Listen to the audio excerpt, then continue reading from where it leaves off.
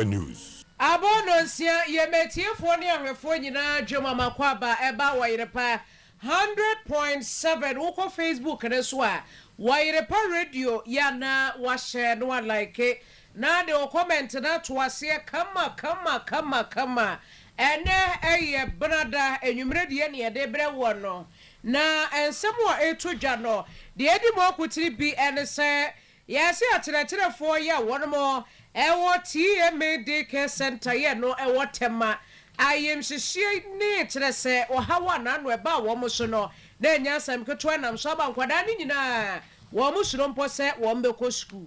na asante mantamo se yatiefo be kaye a July bosome no a etwa mu afedada no mo na beto odwa se kusase hene a wo asante mantam ha enipa bofo bi atutuo asini so a wo mo agye ne nkwa fre ne nsemo ye kasa police for the beto dwa se wono mo ache enipa no ebia mu nsem wo bete na Ghana Mampenyi John Dramani Mahama wade atudwa kire mu se no kwasam ene se ye the technology eka agrek ne ho a ebeboa ama kire se ye dwumadie ewo kuaye ho no etumi akonkan pa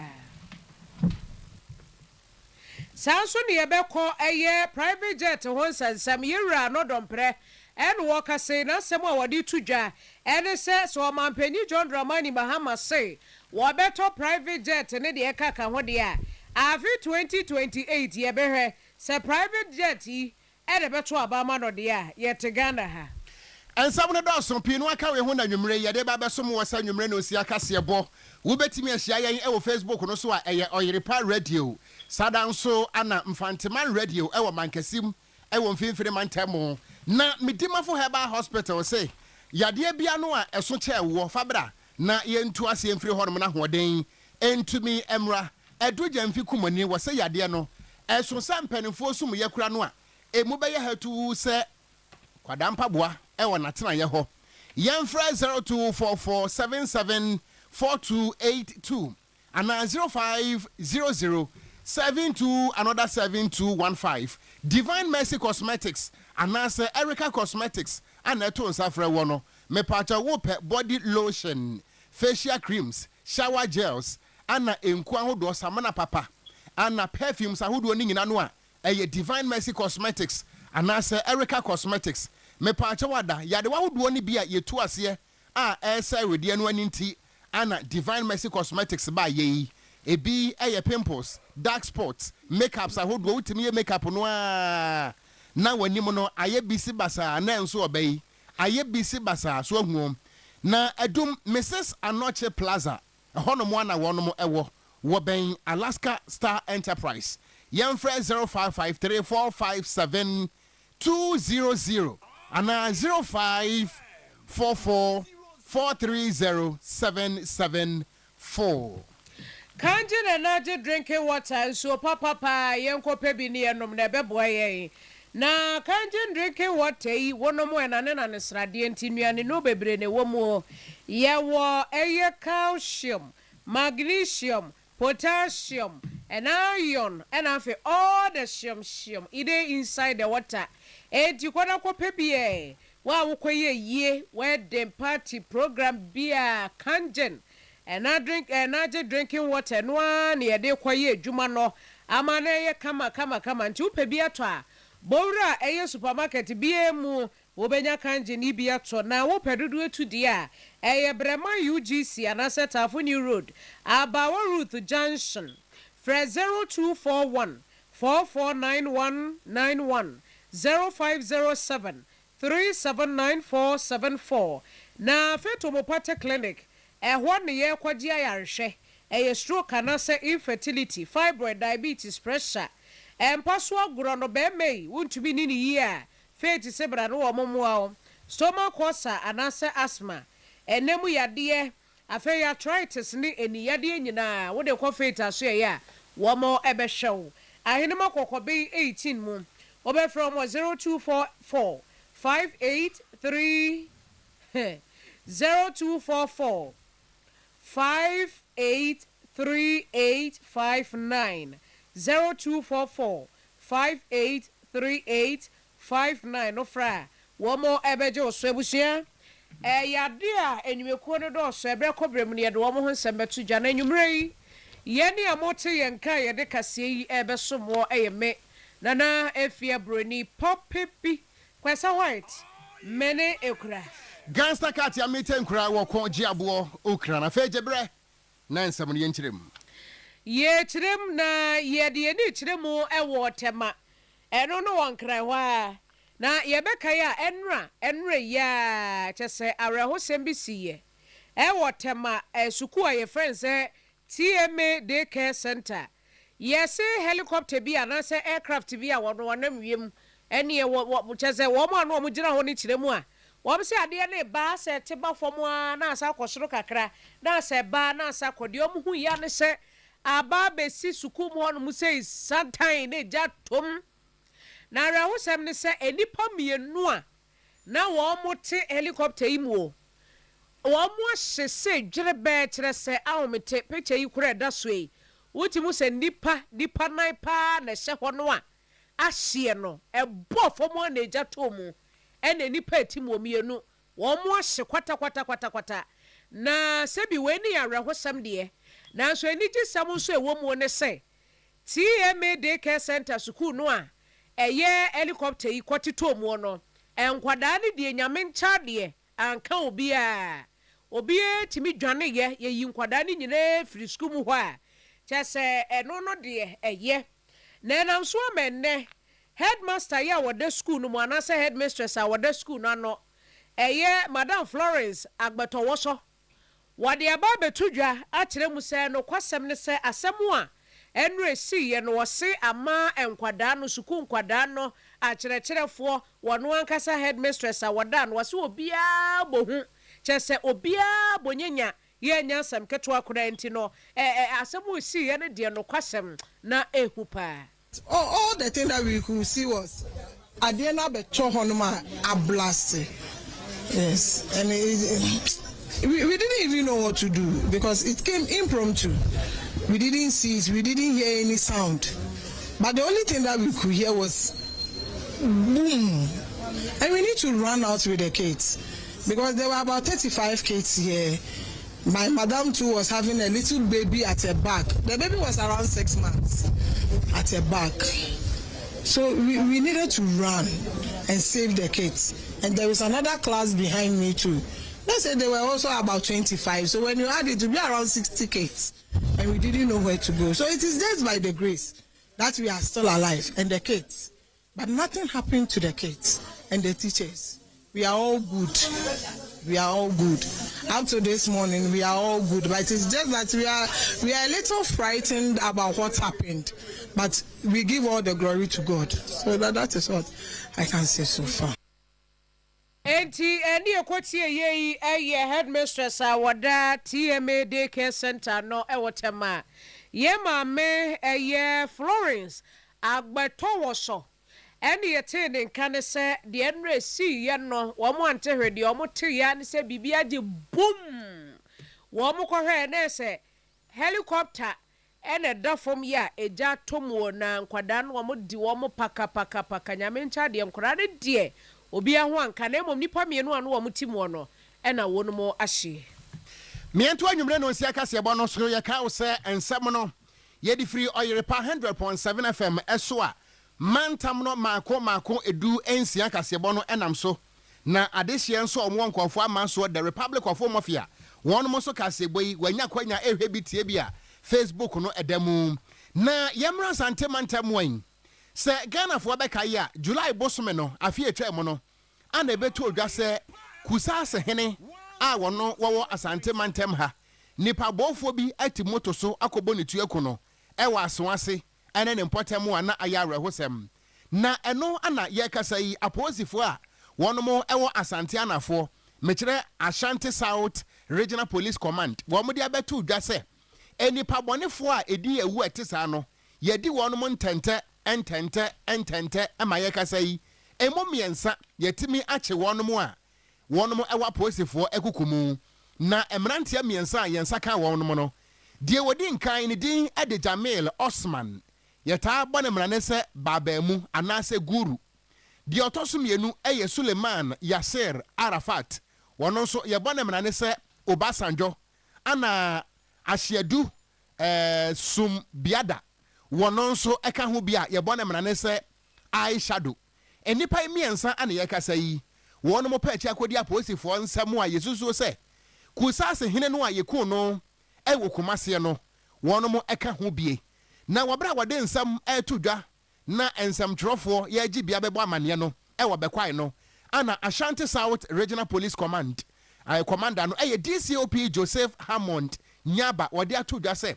mmeranteɛ mmiɛnsa yɛkasa deɛ wɔn mo wɔ bɛkwae apolisifoɔ kukum na wɔn mo ɛyɛ nhyehyɛeɛ sɛ akyahwebe na wɔtwe mu yɛbɛtabiri wɔn mo ɛde agu kaa mu a yɛde wɔn mo ɛbɛba Ashanti Regional Police Command ɛwɔ Kumase adum ha na anototoɔ ne investigations akabia no mpanimfoɔ adetoa so a emu nsɛm nie Ashanti South ni je bebree sɛ yɛde bɛtu dwa sɛ ɛnkyɛ bebree na asoase nsasifoɔ gyina a wɔwɔ nkɔfoɔ bi gyi ɔmo nkɔ afiri ɔmo nsɛm no nkɔfoɔ mmiɛnsa ka wɔn sɛ ɔmo sa ahyɛ ase ɔmo din ne di a ɛtoatoa ɛdidi so nipa ne mmiɛnsa baako din ne Jamil Osman alias Babamu anaasɛ Bun na hotedi Tosu mienu ya Suleiman Yasir Arafat ana na hotedi yɛ Obasanjo ɛna de tosu miɛnsa na Ahyiadu Sum Biada a na hotedi yɛ Eyeshadow na yɛka sɛ yibu ahoaso sɛ yɛbɛda ne saa nipa mmiɛnsa no akɔma Ashanti Regional Police Command na ɔma atoa so ayɛ hwehwɛ san sɛ ɛhɔ ɛna saa nibɔnyesɛm no ɛkɔɔ so na ɛno akyi no ana DCOP Joseph Hammond Nyaba wɔsa to so na wɔkyerɛ mu sɛ woyi nipa mmiɛnsa yi a yɛkasa yi ɛwudi ɛkɔɔ so no yɛakye wɔn mo ɛwɔ ho no a na wɔtwe atwa mu no nso Ashanti South Police Command no wɔn mo kye mmeranteɛ mako edu mmienu wɔn mo nso bɔne a wɔn mu die no yɛ armed robbery akwamuka ɛno nso yɛkasa yi edu mmienu no wɔn mo pɛ akyi ɛwɔ apolisifoɔ nsɛm a yɛdo so wɔnom sɛ bɔdoba a yɛde kɔbɔ ɛnkyene Ashanti South ni je bebree sɛ yɛde bɛtu dwa sɛ ɛnkyɛ bebree na asoase nsasifoɔ gyina a wɔwɔ nkɔfoɔ bi gyi ɔmo nkɔ afiri ɔmo nsɛm no nkɔfoɔ mmiɛnsa ka wɔn sɛ ɔmo sa ahyɛ ase ɔmo din ne di a ɛtoatoa ɛdidi so nipa ne mmiɛnsa baako din ne Jamil Osman alias Babamu anaasɛ Bun na hotedi Tosu mienu ya Suleiman Yasir Arafat ana na hotedi yɛ Obasanjo ɛna de tosu miɛnsa na Ahyiadu Sum Biada a na hotedi yɛ Eyeshadow na yɛka sɛ yibu ahoaso sɛ yɛbɛda ne saa nipa mmiɛnsa no akɔma Ashanti Regional Police Command na ɔma atoa so ayɛ hwehwɛ san sɛ ɛhɔ ɛna saa nibɔnyesɛm no ɛkɔɔ so abusuafoɔ ne a yɛte yi ɛyɛ Ashanti South Regional Police Commander DCOP Joseph Hammond Nyaba nanum nsɛm enie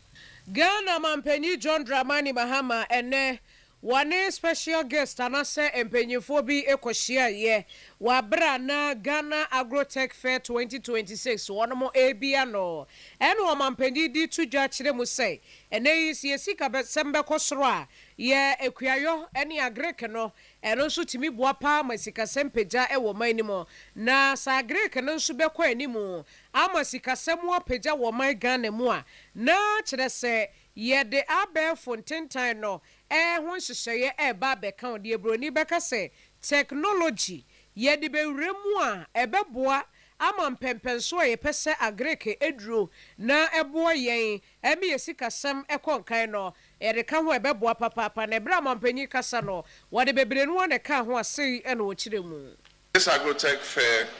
comes at an important moment in Ghana's development journey. Across Africa, agriculture has often been discussed only in terms of subsistence farming and vulnerability. And yet, if properly structured, agriculture is one of the most powerful engines of economic transformation. Agriculture is not merely about cultivation Agriculture is also about productivity. It is about value addition. It is about industrial development. It is about jobs and exports. And increasingly, agriculture is about technology and innovation. This fair reminds us that the future of agriculture lies not simply in expanding acreage, but in modernizing the entire agricultural value chain from the farm to the factory, from production to processing, from logistics, packaging, and global marketing. Any a Ghana Mampanyini John Dramani Mahama. Yada so agyina mu ewo mampane John Dramani Mahama ne nkomo a wokɔbɔ ye no emu na wɔbra wɔkasa de afa bambɔ ho no wɔka sɛ nanka waye na adwene sɛ nipa dodo a ye fa wɔnom ewo posi ani soja mu ne bambɔ nsensem no enka be yamfa kɛse akatua nsensem nti nanso ɔno ankasa sesa na adwene fire sɛ ekura wɔ se waka nanso wɔnwe ye mampane John Dramani Mahama de ato dwa sɛ de kane wɔyɛ wɔn adwene sɛ wɔbɛfa nipa 20,000 no sɛ yɛmpɛgyam ɛmfa nkɔ 40,000 na kyerɛ sɛ yɛde abɔ ho emprenu ×2 na wɔbɛra wɔde saa nsɛm no atu dwapɛ ana emrahyɛ badwam kane soafo a na wɔhwɛ bambɔ nsɛnsɛm soɔ wɔyɛ emrahyɛ badwani ɛwɔ bimbila ɔnabo Dominic Nitiwu wɔde atu dwa sɛ saa adwempɔ ɛne agyinasie no aban no asie no wɔta akyire papaapa wɔda aban no ase na mmom no wɔbɛsrɛ sɛ asa namba no esua wɔkyerɛ mu a ɛsɛsɛ nka aban no wɔfa more than that sɛ ne bɛyɛ a wɔman yɛwɔ ntokura hodoɔ pii no ade da yɛahyɛ so a enipa bɔfoɔ timi fa soɔ ɛde bowura wɔman yi emu na wɔn deɛ wɔn akɔyɛ minority no wɔn mo bɛkɔ so a aprɛsi aban ne kɔn ama deɛ Ghanafoɔ hia teterew ɛne bambɔ nsɛnsɛm na aban na timi ayirim na mmom no wɔbɛdi nkanka abɔ aban no aba so sɛ 20,000 no a wapagya mu de kɔ 40,000 no wɔn mo ɛtɛkyire the numbers but still not enough. But it's still not enough. The numbers are still woefully inadequate. As far as we are concerned, because if you have opened up to about 500,000, I'm picking from what they said about 500, and you are recruiting 10,000, and you are Minister of Interior. It's still woefully inadequate. We were very measured in how farms were sold, right?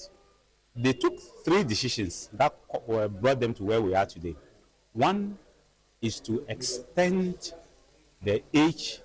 upper age limit from 25, which was the highest you could, to 35. And so once you do that, we are essentially opening up more people who obviously are of age anyway to apply. Because by the time some of them will get recruited, it will be 40 years. You are creating a problem. So that's what really happened. The second thing was the fact that they paid over 200 cedis per person. And so the ministry or the agencies were making just too much money that they didn't need. And the third thing is the fact that they have tripled the cost of doing medicals. Because our time, medicals at the Ministry of Defense was 500 cedis. Today I hear medicals is about 1,600. So these are the concerns that we have. Any ayati ye eye bimbila emra sebedwani a kane no na woyɛ soafo a wɔhwɛ bambɔ ɛso Honorable Dominic Nitiwu Abusia ye to akase bɔ so na edom kuma no sisi a wo mani abere o wo nenam ɛne wo de kokɔ akuafo edi nkɔmɔ enya asɛm ketwam so mo campaign no mo ahyase ntem o mo ahyase ntem de ze ubehu wo no mo nenam nkurankura ase baby akokɔ akuafo ɛwɔ na nipa wodi wo manimu a wode wo nam nsa wo mado agiri mrahye bedwani minority chief whip Honorable Frank Anodompre when ye champion mine when e lead you omo ene wo nyina di nechi wo ha ago yaba hwa munium se MPs for yaba minority ye be re kokɔ akuafo ye ne mo nkomom se yate montra se ne mo nkomai na we die wo mo sa kwashi akokɔ akuafo ye bia na wo mo ne kokɔ akuafo ne di nkomo no mo se John Mahama mampanyiri John Mahama bai no anya de o wanya de se te ena kokɔ akuafo ne bisa ne se ade na aka ne sa no se hwe o wo mampanyi John Dramani Mahama siske ni ho sikasɛm ayɛ bibie hɔ no mo koko kura wokɔ ayi ama hodo mu a yɛtete so na affect wo man na yɛnso yɛate so na mampanyi ka we wie ya muntie die wakɔyɛ koko akuafo se die no wakɔyɛ ka kyerɛ na minority ka kyerɛ koko akuafo no se hwɛ yehu so mampanyi atwerɛ krata bi eniyeme bi a opɛ so yɛ de ma ɔman no ne egu so yɛ kenkan mu a ne yehu se wo mampanyi atekere a watwerɛ de aba no watwerɛ wo mu sɛ wo kɔtɔ presidential jet wo kɔtɔ jet yo foforo kora wo wie nye no nko a wo beto helicopters maako enan de apeso na minority fo ne ka che kwakwakuafo ne sɛ mohwɛ enye sɛ jet ye ni bi ye wo bi a mampanyi bi apeso okɔ ba bi obetumi di akɔ enso mampanyi wei wonim ne yedi sika yenti wonim de yedi sika eyenti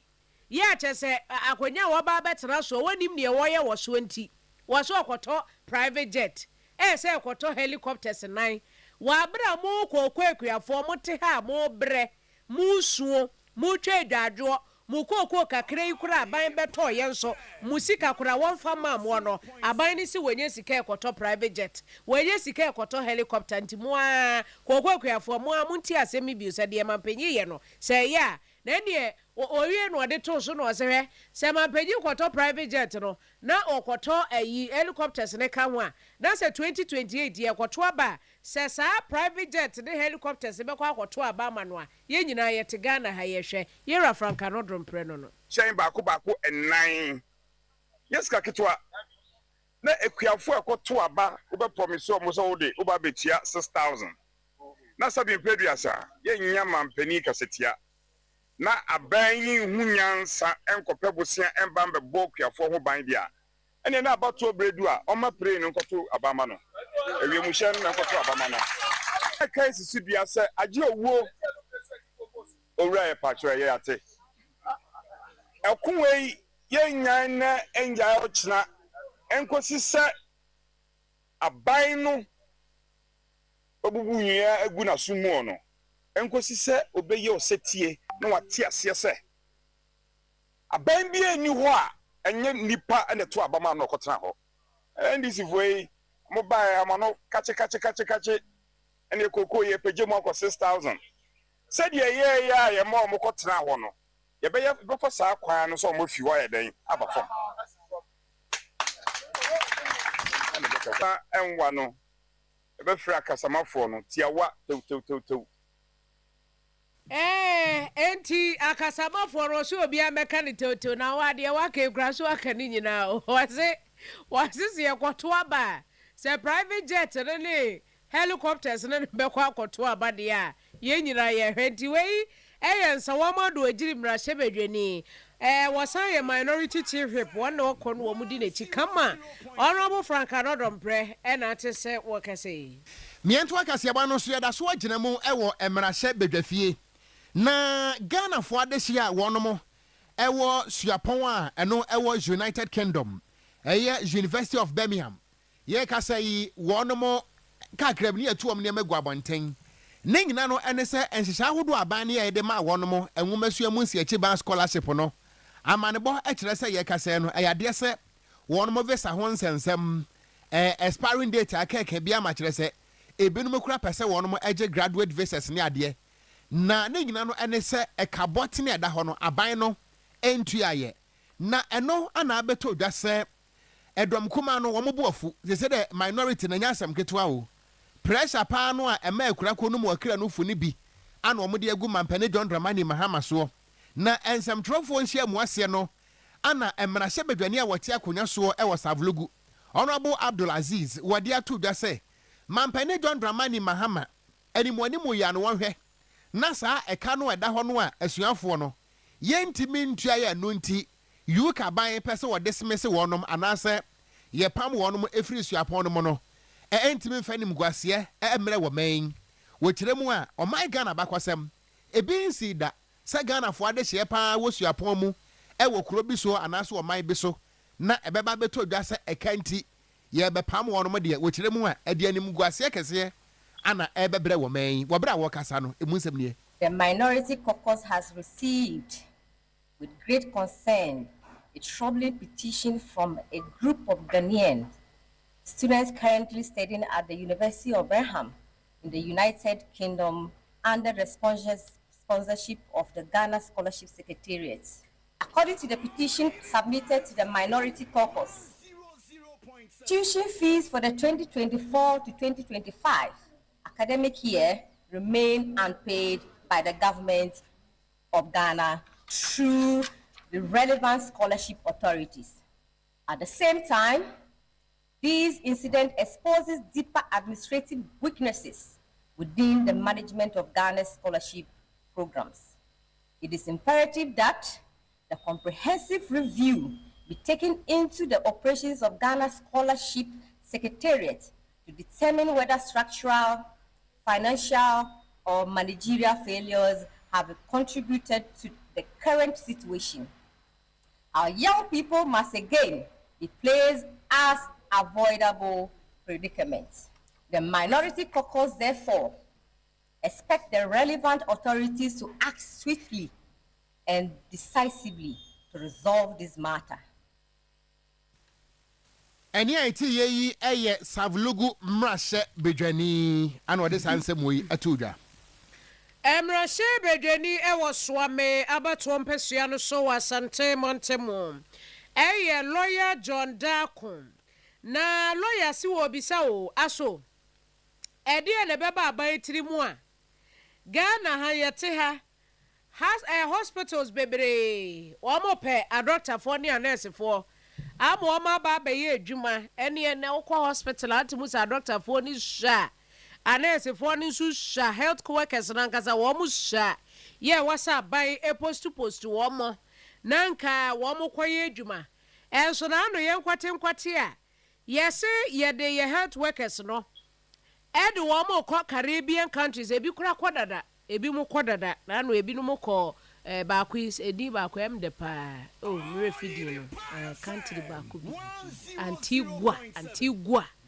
na Barbados sa countries mienu yi wo mu di ni em de pa no sa no wo kan wo yire Antigua ana Antigua Barbados that's right ho ne edu wo mu akoguo so wo mu nkwaye adwuma ne ewie yo ye besa di bi akọ na minim so o mo mbesa akọ no wo mbesa akọ Antigua any Barbados one there I don't know obese I doesn't know na saade we nam so amaso amemahye bedwani lawyer John Darko sinti o maya yetim we panti se bi o yadwene se ye to o mu a adoctafo eno so anesefo no so na nyame ya domo a yenya bie ye wase postu o mo ye adwuma wa ha no ne ye do o mo akogu what they say Antigua any Barbados so o mo koye adwuma ho we ekasen what they say we tudwa wa bra na emergency care deficit in Ghana ultimu say yes send emergency ho nsem esia tia ba fom wo man mu fa na pomode ho a enkoyie no mu di ho nkomo wo mrahye bedwen efie ho ene Era John Darko sorry ye no say Mr. Speaker my lord I have something to say enti ono so dia wo de tudwa no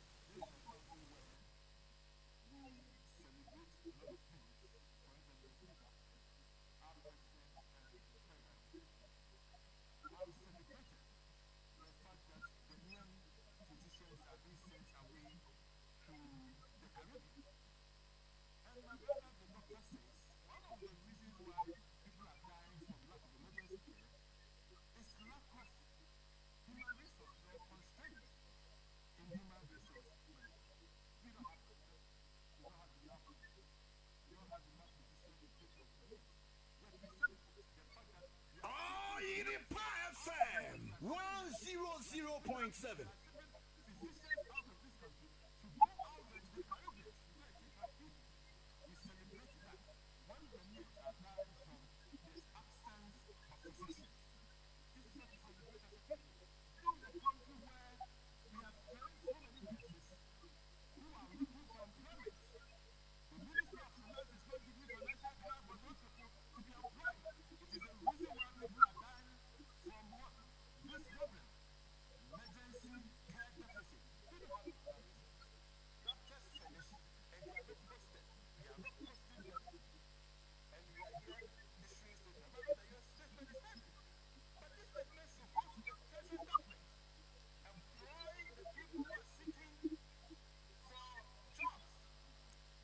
Any a quotier ye, honorable John Dakuya, Wayamra Sebedeni, Ewa Swami, Ewa Santeman Temhanum, not ye, as I was to be a mo, and was a hair, assembly and a rewa, assembly tit and the papa, and was walking and ye be a front one. Ye couple with the 170 and I was so cabibia. Nanny episodes where dear someone was a way. Woman penny that John a day, the Bediana Judge Kumkufo. Woman penny that done another down Kufado. Papay, ambulance, Marco 307, and a papay, no pencil, what toy. Edema, or mine said, woman find your real, will be a real funny to near funny call.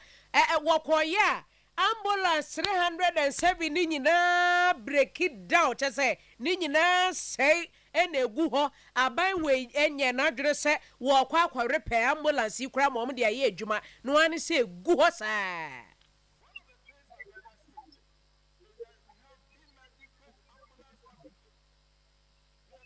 Oyerepa FM 100.7.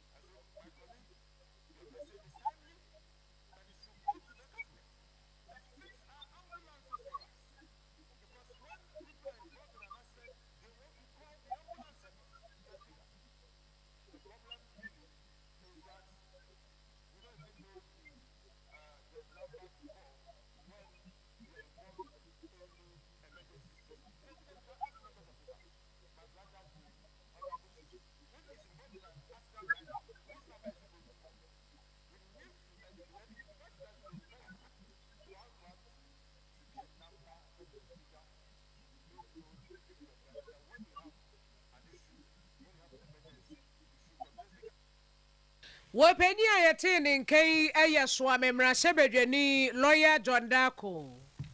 Me mo ngura mu ewo galamse nsensem no emu na galamse nkomo no akoye se Roma fo him book entwamu da afibia no ye ka ho asem nanso ade papa bia nso mfiri mu ma emra sebedwani a wate akonya so ewo elembele wono na yasoafo a wo hwe efom agudie ene ensase so yewura Emmanuel Amakofibu a wode ato dwa se galamse ntokwa no a wo menye ko no ene kwan se yede amanyosem wo kirem sade abako a eya pa no ene se gadamse no ese yemfudie ese yenkwa yebretuo ene yensuo no na eje mmofra mpani mabunu enkwa firi wo nsem no na NPP ni NDC nso wono mo ebo ne totas wesi we na ye wesi we na ye eno na owura Emmanuel Amakofibu a ekirem se enya de se betimi aboa wo men ye nyina yenka ma kirem se ntampe homa na yemfa akomakro na yankuntia wo haw no wode sansem we nyina to dwa wabra na ensemtrofuo ko bi a wo pa ho ntoma patriotic journalist against galamsey pajak na wonomo pa ho ntoma won kran eno na minister ko gina se na wo kirem se sekobase ye de beya manyosem a wo men ye ntimi nko ba bibia da ye betwa ye ho so na ba bi ye gina na ye gina na de ba ko bebo a my Ghana ene se ade bia no sa wo de sha bofra na se a e ka no ho mo de nyini eno nti galamsey ho nkomo ne ho adesua no wo ha hodo a wo ho ne nyina no ye mfa nwura bukum ne ye mfa nkyere ye ma no e wo school dem no sakwada no wo nyini a wo huno pa se gold na hye hoi nanso wotu a ebekum ni panti wo nkotu. Everybody must be concerned about what is happening. And so I'm happy that we have gathered here as citizens, saying that, yeah, we are journalists, but we are Ghanaians first before we are anything. And it's not simply going to sit down and always report, oh, Galamsey, it's happening here, it's happening here. No, we are going to use the power of this platform and the pen we have to speak truth to power. This thing about Galamsey has nothing to do with the NDC or NPP. Has everything to do with our survival as Ghanaians.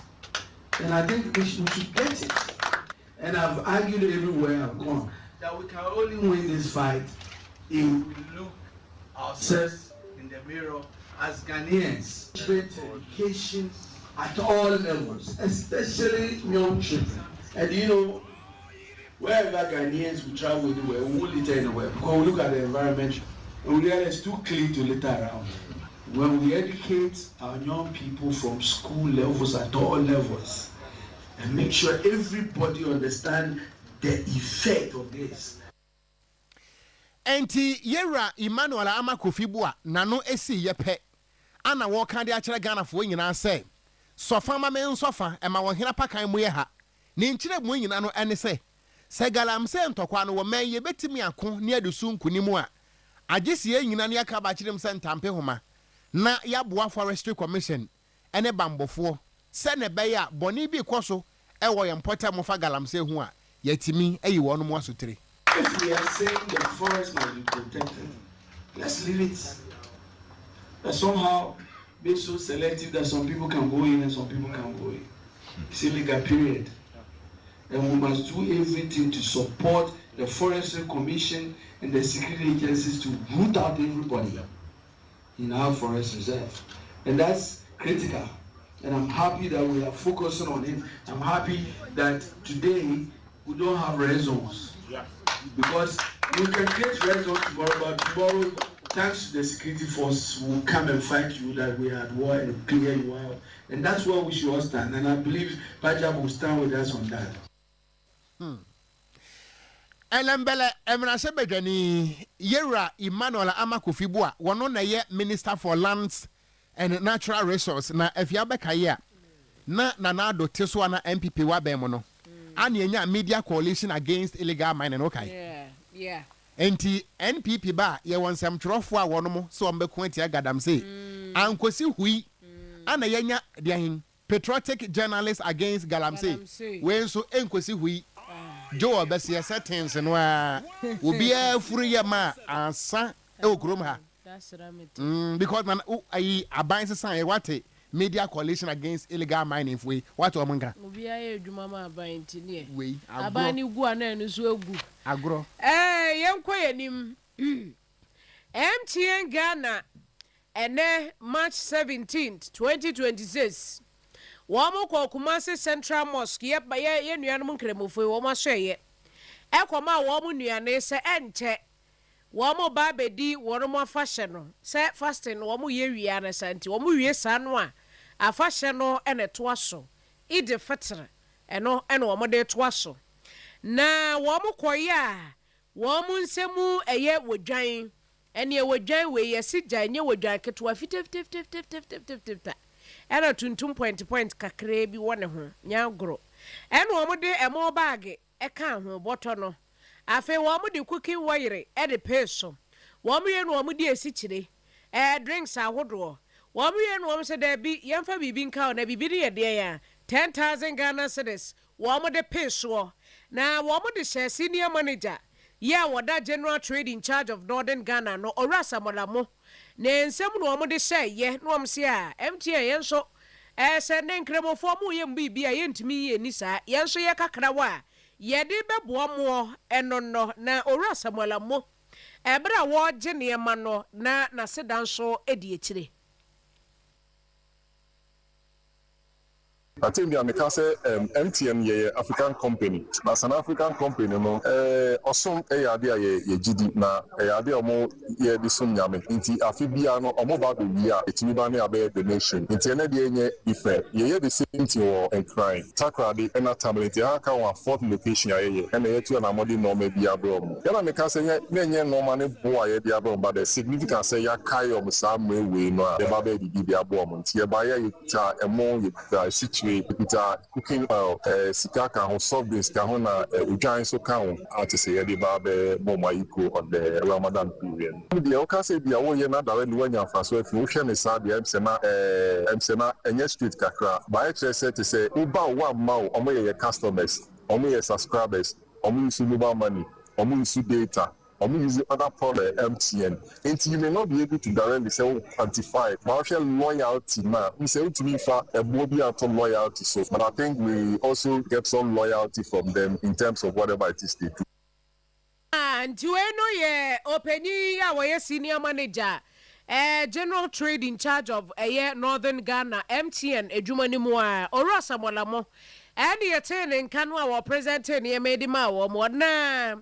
ebra ye nuanom nkremofo wo mo gye no Ashanti Regional Chief Imam Office wo ena niema no kopie ye Executive Secretary Edema Ashanti Regional Chief Imam Yera Ustaz Ahmed Seidu eje niema yi ena wode aseda ema MTN fo no. This is not the first time MTN have been doing these generous activities. They've been doing it for so many years back. And today, notwithstanding, we appreciate whatever MTN is doing, and we are going to propagate because this is part of their social commitments, as far as we are aware. Annually, every year, make sure either some groups brought any items or not. But we are very sure the MTN are going to do this. This is what they have just done. We are very grateful and work very, very tough. I had wanted the regional chief Imam himself to be here, but unfortunately, some other issues are taking him somewhere. But whatever it is, as we, we'll let him know the items and everything that has the MTN had brought. So we are very grateful and we're thankful to them as well, and we're thankful to you, to the media, and all. Way Yera Ashanti Regional Chief Imam ne Secretary Imam Ustaz Ahmed Seidu.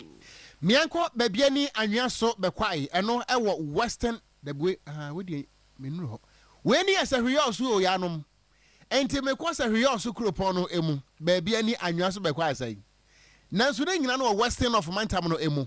na abankra chepani oho honorable Dominic Jesse wadi atodwa se wodru sahwe oso ere ne mpotam a enkrofo sisi big boss rough signboard rough and for this crusade, jump over, crossover, sleep over, lie over. Chere say over na doso. Nanso no kropon bedwa no assembly no. Wo nyamfa so bi amfire so.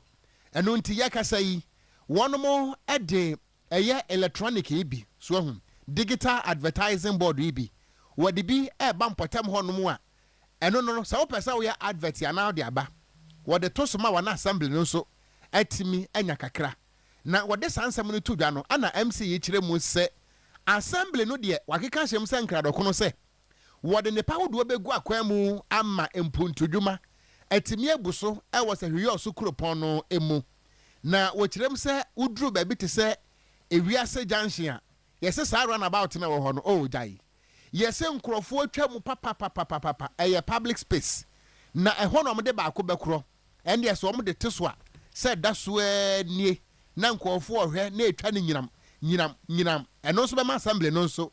enya bibi kakra afrimu a emu nsem ne se runabout na ka no ne die minim na me friend triangle na we are clear say ho no ye public space so it ought to be managed by the assembly I know achinye bia ni ho nti me ba ye no me say na the tie bia no ho no ye ba no facelift na the map planning ayewo yen krata mu me best me yen say on say ho no akwa be bia e the samples ne because musi wana aye a block congested and so me be say e ni nyina fi ho no na ye one billboard advertising board digital we know hopefully it be end middle of this year no dear we should see something of a sort na say who will be a year billboard whatever advert be obeso ye bia no come to the assembly something small the project and show that is what I want us to do right? MC nene ana yeti ye Edom kuma ena ya womo ye members ya womo da budget committee e wo mra shebedwefie na no womo se na nse no womo te se Ghana Gold Board any Bank of Ghana womo edi dwuma bia ma ekowie chire no yesi ka be $214 million sika no as ye hwebe bia ye hu as sika no atonkwam wodi nkwantere ne sankwan na nso a hu sika no be bia kwa akwahye en wo se explanation chese mu bia nso kra ma ye be me yate ase die nti a $240 million no ye nhye de hu be bia afa enti minority peja ho asem e wo mrashe bedefie no wo mu kire mu se no kwasem ne se ase Gold Board for no ene Ghana Bank of Ghana wɔn dwumadie yi a wɔn kɔdi efa sika no ho no nkyerɛkyerɛ mu papa bi ama yɛ nti no wɔn nhyɛ dɛ ehu ani so saa nti wɔn hie nkyerɛ mu yɛwura yɛ a wɔyɛ kedemra hyɛbadwani Alexander Ejare ɛna ɔde nsɛm yi tu dwa wɔ abere a wɔde nsɛmtwerɛfoɔ edi nkɔmɔ. There should be transparency because we asked the IMF, and then since they are diplomats, they could not come out clearly, but it's out there that over $240 million, was an issue between Gold Board and then the Bank of Ghana. So the government should sit up because people of Ghana are not ready to make losses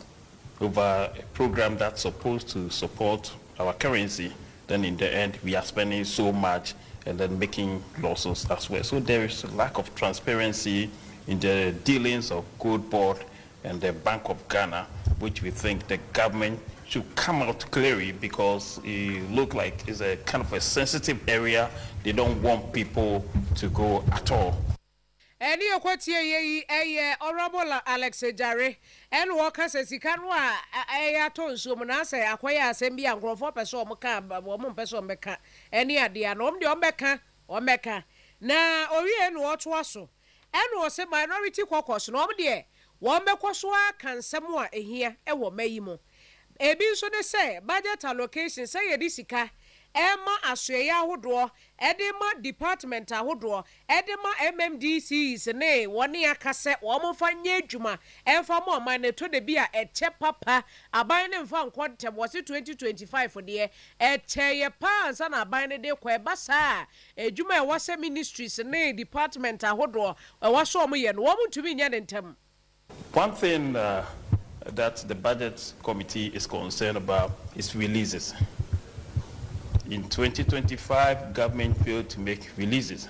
Releases were not going in at all. And then we also noticed that to some of the MDAs, there were no releases, but when they were coming in for the budget estimate, there were numbers being posted into the accounts. It was only on, in the books, but when we found out from the agencies, they did not have the accounts in their various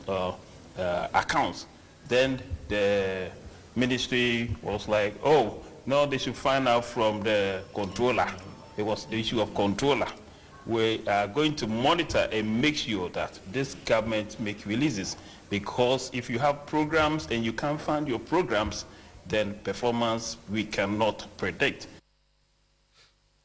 Wey mrashe bedwani ewo kede abato mpesua no so. Honorable Alex Ejare. Yɛto akase bɔ no so na yakɔ yanimu a yɛte Ghana ha yi sɛ wuti se montene so na ubisa school for nkwadaa sɛ mathematics ene saman de pa na musuro a nkwadaa pii no abaka sɛ wo musuro maths esene saman enye hu sei nanso maths enya asam ketewa na no nso na kyerɛkyerɛfoɔ no ɛhu ne sɛ yɛsuro nti anɔpɛto tutu bia no yɛse mentals na ono a teacher ni na anim sa question ya wo besai wono kra nko beti na opa de aba hwe etire mu kwa ne aka attachment no de mass mental aba no pa ne ye bre ente ba na sa no na ehu wo yetirim a school for nkwada ye suro mass papa na enam so master coordinator a wo abura sebu kwa mankase e wo mfimfire mantem ye Miss Benedicta Ampofo wo de ato akyerɛkyerɛfo anim se saa suban no a ɛwa kyerɛkyerɛfoɔ no ho san yɛhu ne sɛ nkwadaa no wɔ musuro mass nti yɛmfa mass nkɔyɛ dictation yɛmfa mass nkɔyɛ mental na yɛmfa ba nhwehwɛ nkwadaa pampam corporal punishment no wɔte sɛ so batanta na kyerɛkyerɛfoɔ munyi mfiri mabrabom efiri sɛ mokura no question ni bi wɔ hɔ no mu a mubusa nkwadaa no a mokura munim nanso sa nkwadaa na ntwa na ma obu wɔ no wɔse ano kan bi ana ama efiti yankatoa penso nkwadaa asuro mass abepem nne wo se akyerɛkyerɛfoɔ no mo na mo de hu ehye ye muntia aye me de sende we hu se bibia ye fine nti afoto kakra me de ma akyerɛkyerɛfoɔ ne se the same way and the GS ama IDM IFFF the dead no kwala no apɛ mat no the same way na yɛfa nkɔ classroom mat no omo ma sa mentality ne se edin nti yɛma omo hu se enye din by the way we approach things. Kena and Kolasya Mata, a digital no, those kind of things, no. Yen Jai, Nayan Fat, say, Baha say, no, who's a learning material, or the chair Mata, and the Tia Center. Ain't no me advice and then say, you know, and Bofano with the mats. Omuhuna ya da. X ba ku pay there be a X. Wo so torchlight to cry X you no. Ni ebusa say. Say mama mienu at the 3 hours. Edo koko 1,000 acres ya. O hia a memensia. Womo the 4 hours. Ebedo how many acres? Yen so ye no koko fu bia. Near the question way a bru ni pass anyambutre. Near the question way a bru ni pass if ya musa bida. Say as a memensia. Edi anka 55 2 minutes ya. Mema 11 edi 30 minutes bedi anka say. Ewa bra teacher ni nsu ni anka fuo. No obisa question we ye bre kroma ye wie school so ya amfa anye hui ani yesi ha no mo anonsi abopremu aswe die korea be ya no ye ni na no se ye pe madam Mary Kujo we director of education abra se bu kwa mankese we kire mu se technology any innovation wo ho no mo a eye na mo mass no so ka ho ne boa na nso no se ade mass ne be hwina nkwada no how sesen is used in almost every innovation or invention. Men can't quench that. But the phone so kita hearing. But example there. Mathematics. Knows my concern. Computers and laptops are you using in our or mathematics. And then our the baby about what's offered AI, artificial intelligence. Brilliance in mathematics, or I drink also machine into some other day, okay, BB bro, or would treat one bro. Mathematics, yes, a woman, yes, a younger baby. Say, I say, about the BB rebrand, they are cheerful, and now school for more friend, yes, some count, your age, my young man, to Shannon to Puna. Mathematics. And Miss Mary Kudo, one also Anna Abra Sebu, Kwamankese, Kropono Emu, one Anna share Adisuan so ewo ho. Nane Krakra mono Anna Abba Pixen. One on a yeka says, Udru Abra Sebu, Kwamankese Honomoa. Why you chire near my body to what Temas, Essene will be our Honomo. Na what Radie, Ewa Asebu die basic school, Madame no o when you dear say. What dia to Jana watch them say, Sir Mass no, ne concept no, say a betiasie, say antiasie no, a free attractive phone ho. Na yes, be the mensuation, be the mapping, and come who ye, say a accountabuonti nebia more me as your mass no, and so Sunday, ye ni mudada. Na way dear, mensuation, and a mapping, na triangle, and a protector, where yes, next just a 6 coffees, we. Why? Mama catch your funny nine. Say, Kuntabuna, no, ya, Obia, Yadata, don't follow by any sick. Now, what by night, they are by, you know, 2 times 2. No, I don't, my hand, you know, one of them. Now, come to no, I don't, they are good, and not the far groom. You can any never know, then I'm my own to me. Go to my man, what to my guamo, Emma, what a young Contabuno, Emperor's class, what a young Nika, and my wife, they get Yara, not Nika,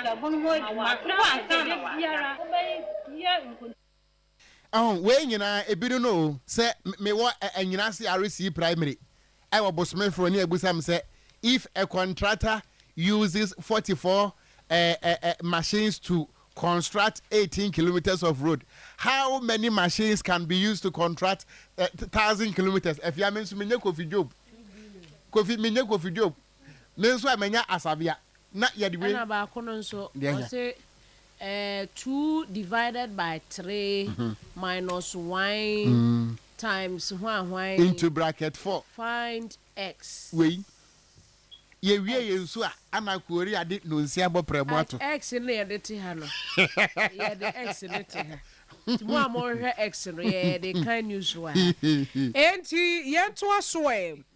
se hwia mafie ene yeduro no farming community anase baby a wo mu dokua yie pa eno ewo se hwi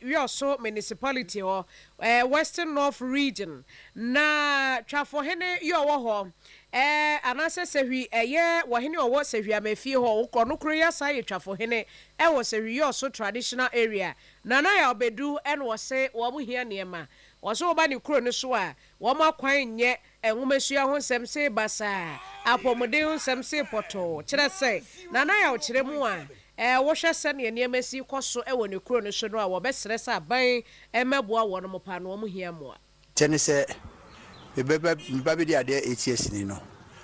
me kwan na enye kra nyame adom MPP aba no oboai wo yedru ba bi omugu so first one and this by ono so the second one be go so by second one ko mu nwie nti mako highways engineer ne ho aka kire se omu hwe na me kwan mame true sisi a mechanic no the condition ye mame nti mediato MC ne MP anim so omra memwa so mama assurance school sem about education na problem ho ne say classrooms no emboa ye nti omumra emboa eno so ye de ato mu anim me wie no a na insusem de insuo de yo so ha nyina insuo a omunum ni na afra mafie nti am ka sa ne sesi a amafie insuo no me ma as amafie community water no sesi adane se yo so community water nti insuo de ni nyina afra mafie nanso ye system de no enye into omumra emboa na community water and community water agency for no omumra emboa no meboai na yinso no entime enfantam we sewi amafie hene ena wasanso sewi yo so traditional council and as a traditional area no omutwa for hene ena atene kano nana yawo bedu yet waka se bono esoai na empanese se wobo abrewana na wote abakomasem na ewiase no fa dabodabu kosua na se wampamo a na kirese nsu aguso asai nti na wagya wahwe wo sase fakoro no wopani a ebere bi atwa mu na woye mna hye badwani e wadanse asokwa yewura KT Hammond papa yi se wo kano na so wanka bi ankyere wo na ne kaka na abantia na Ghana fo beka yi a enche ye kura ana auditor general's report ebeto odwa na report ne ba ye no emu nsem nyina no ene se yewura kwabena Tahiru Hammond KT Hammond yi wo my Ghana sika 89 million Ghana cedis afa ne nsase ya wadi awasa ne sirim na Owura Johnson akua moasi edu a wo ye auditor general wode sansem we ebeto odwa no na enim se ekiredin na de kwaka nsem ne nyina chi eye emrahye badwani a wote akonya so e wadwumako enya nasiem a wo ye omen ye finance minister honorable Dr. Kesela to forcing wono so abeka asem kro no abi se 89 million Ghana cedis bi ayira Afri Ghana abosuom na wo hwehwe mo no yewura kwabena Tahiru Hammond KT Hammond dodom ehona sika yi ehye na no ana yewura KT Hammond enso afrensem twrofo nhia mu ana wato to bia ma ne mpanimfo amienu na wo kirem se amanga afo mo ye den se mediska na mo evidence wai wo ka kire Ghana fo nyina se wo mo boa sansam no a auditor general de ba ni nyina no wo mo boa e ya trosem na mom wontime ntena se e ma mpanimfo amienu enwu nanimu ase entwe nanimu nyam emfa nwem wo hia e chawpa ene debem e di free mpanimfo ho nte saade a sede obesia so wo mo pa ati atwe wo mo fom do makokoto no wo mo hade wo mbepre ho catcher finance minister catcher the auditor general your accounting company bi say answer young do so KPNMG so I define and say a company banks no enum no ya ka no catcher o nyina say o mo nya ready na o be share the court yen good fed masses are metia me din enfie blue 9 na me dey tina Ghana politics no 24 years in parliament 10 years was executive part of the me din impact ka bia you go buy about 21 days years ago na me deputy minister my only 3 months in minister of energy as my partnership wa brother president at the time attorney general at the time MP so omu nyina ka ho me so am say me kore na yewura KT Hammond ana nani abre no na wakeka be di kire auditor general ana a finance minister no wo se wo mo boa Ghana for se mote sa ansem no a monko mo chisa sa mo agyan na monwo na gon tontwini sei egon wo mo boa o wo mo boa abusua se wo mo boa se wo mo moa ne nyina no obi wallet ababedi ha eno nti muntie ni yie munyi mu asum na wa wallet ayira no brana beje wade e wa ha eno nti me pa cha wallet no sika kakra wom ana voters ID card bi nso ehyem edi e wo so George Atibe yehu no wo so ame na wallet no eda form wo so ame me pa cha wo a wo wallet ayira tutumrika na bra Oyerepa FM ha why wo ba wo be ya identification ye do be fa ejem na ye bisebisa wo wutime kire se ampa sika se na wom se na wallet ne tie wutime describe ya na sa wo ma ya vivid description a near the wadi amount mpacho eno nti misisu bie wo wallet ayira abedi ye ho e wo Oyerepa FM ha wodofo be di abeja yen edin a ewo ID card ye hu ye wo so voters ID card ye hyem no George Atibe me pacho monfre 0274 607 168 0274 607 168 and into ba na se wuti me kire se sika no wallet ne ye wo de ane de amawo ye de yin kai bo eto so Nana Kwabna Asante Bretu Abusua Penny Esie Numpon Nana Obin Sikaya Watosumi no Esie Numpon Benkum Hene Nana Kwekusaya Watosumi no a Greek Kromoa Sehene Chiame Osei Apia Esie Numpon Reverend Father Alexander Kodia Parish priest St. St. Francis Anglican Church ye wo Oshimase Afei anane da pa Yera Frank anane Anthony anane Oba penny ya nyako Oba penny Ekuya Jemfua Oba penny Florence anane Oba penny Akoshie Chama Oba penny Efia Bedum Okonfo Efie Nimo Ene Esie Nimpofo nyina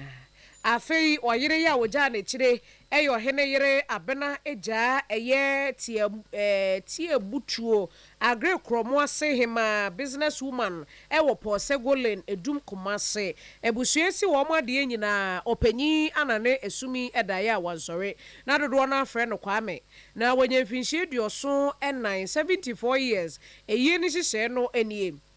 Memenda March bosome de toso aduonu baako ewo eye ebusuefie eho ne yede no etumpem esie nimpon efri ahomache no nan na jamfo aba bejam no afei wo mo ebekwa akopɛ no krabea ewo esie nimpon musieye na wo mo wi a wo ma ba betena se ewo esie nimpon orphanage grounds ho efri wi apram to brekosi se no nsia ebebo na ade chikwasiada 22nd March na wo mbesa akwa akwade nyankopon ase ewo St. Francis Anglican asori ewo kwada so ohwimase ewo anopa no nkono na wo mfra so dem ho a wo mbesa ba betena se ewo sie nimpon orphanage grounds ho na wonomo atena se anom sikasa efri wia donko kosi enwume no nsia no nti wo mo se ade hye emeja wonomo afei na owusu eye suburu no ana suburo no agemai amoem echiase hene nana ekuya efri yie amoem echiase hema nana boache esibe ankobe ya hene amoem echiase nana oseya ochiame amoem chiase ebusua penyi osei bonsu penyi kwanchefo ya wada Tonisco Group of Company enkran ano atakra bedu dodo na friend Johnny afei nana nyako drowa ora kwakudua eye senkyere Kumase Kwadwo oti amoem achiase nana echa kakari senkyere eye kunani no Honorable Chairman Kwame Bonsu Ejuso Constituency Chairman Edema MPP eyoba na busuesi wo made nyina nana ba fo senkyere odaya wansore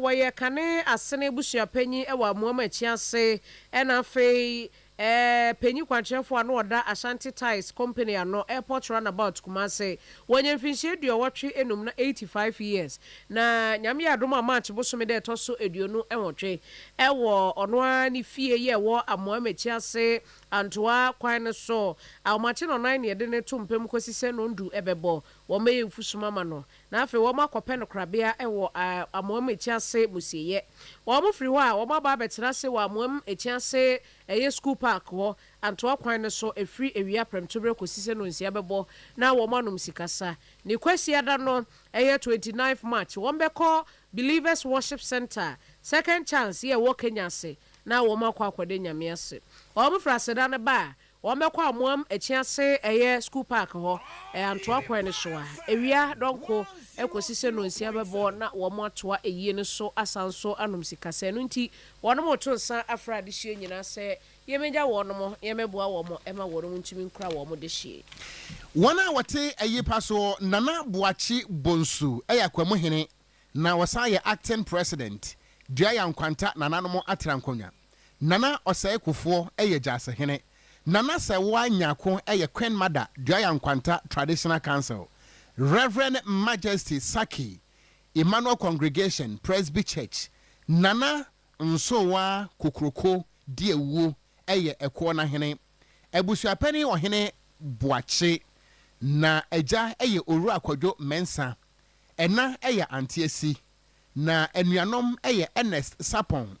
ye bonem na ne se disco wo circuit court dua ya nkwanta Faustina ejewa wo ye trader dua ya nkwanta ana chira Ophelia enso won pasetia okunani eye oru ayire Mercy ofosu mensa wo assembly woman eburaso adwase electoral area ewo atwema kwangoma mense no emu na ema eye Constance ofosu mensa Christabel ofosu mensa ana Godfred ofosu mensa ebusuan ene ebusuan kai na ede areho ni osun ese adofo ni agyamfo se wonom eba wonom enua wonom kunu wonom papa wonom bibia